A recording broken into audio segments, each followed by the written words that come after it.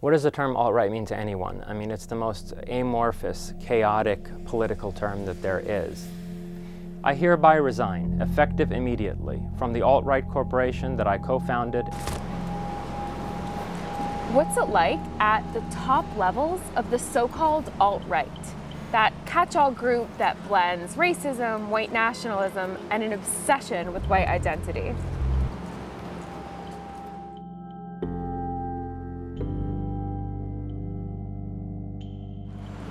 I've known about Jason Jorjani for a while. He used to be the editor-in-chief of Arctos, a publishing house based in Europe that publishes alt-right and far-right books. Jorjani co-founded this thing called the AltRight Corporation, which is basically what it sounds like, a corporation legally registered in the state of Virginia that brings together global factions of the alt-right. His co-founder was Richard Spencer, who's probably the face of white nationalism in America. Most people know about him as a leader of the Unite the Right rally in Charlottesville. So in January, Jason announces the launch of the corporation at this alt-right get-together in Sweden.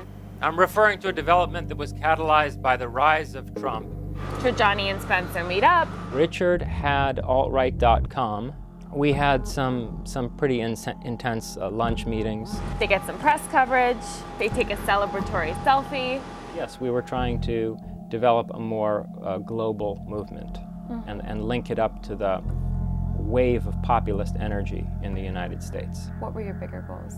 To use a corporate structure in order to develop a new socio-political order. He's always been a kind of behind-the-scenes guy, but in August, I found out that he was resigning from the AltRight Corporation. So I got in touch and asked if he would speak to me. Really, I wanted to know about what the AltRight Corporation became or didn't become in its first year. You launched in January, the AltRight Corporation. There was this kind of hype about it. There was talk about it online and what it was going to be. You know, I'm just wondering if anything actually came of that. It's been reduced basically to a platform for organizing alt-right rallies attended by some very questionable individuals who I want not very much to do with. Do you feel like the AltRight Corporation has been a success?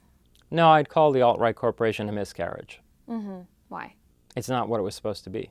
I'm not sure that it ever appealed to anyone mainstream.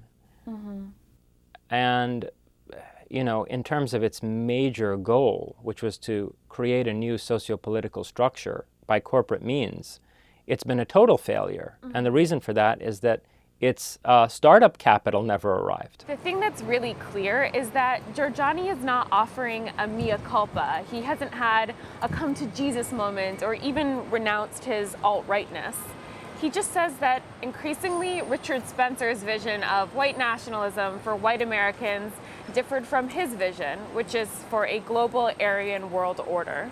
If I had known that this is where things would wind up, I would never have gotten involved in the first place. The vision of the Indo-European world that I had is one where there's a new Persian Empire, is where Greater Iran is reconstituted, and encompasses a lot of what we now call the core of the Islamic world.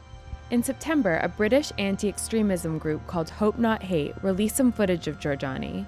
It comes from an undercover researcher who spent a year infiltrating the alt-right. It isn't flattering. Put it this way, we will have a Europe in 2050 where the banknotes have Adolf Hitler, Napoleon Bonaparte, Alexander the Great. And Hitler will be seen like that, like Napoleon, like Alexander, not like some weird monster who's unique in his own category. No, he's just going to be seen as a great European leader. Jason says the video was taken out of context, edited to make him look bad. He says he was describing a dystopia, a worst-case scenario. Hope Not Hate, the British group, wouldn't show me the unedited footage, but it says this excerpt was not taken out of context. What strikes me about your resignation letter is that actually you don't really disavow Richard Spencer's politics or his ideology. Certainly I reject white nationalism.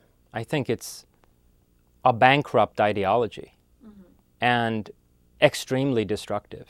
After many hours with Jason, our conversation took a turn.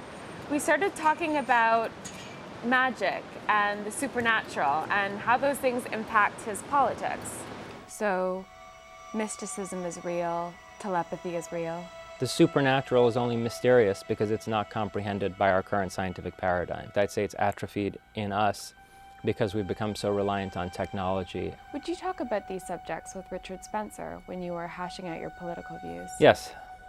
I found Richard actually quite open to the paranormal.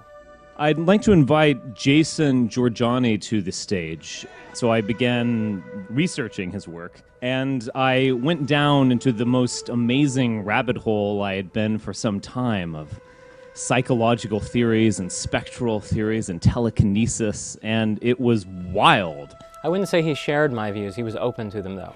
In September, Richard Spencer published an article on AltRight.com about the resignation. He basically says that Jorjani had a minimal influence on the corporation, that he was probably delusional. As a reporter, I'm left wondering how, amidst all this alt-right internet chatter, it's possible to sort fact from fiction and hype from real-world influence. Over the next few years, we'll be watching with a hawk's eye to identify the true friends and enemies of our archaeo-futurist Iran. With best wishes and highest hopes, Jason Jorjani.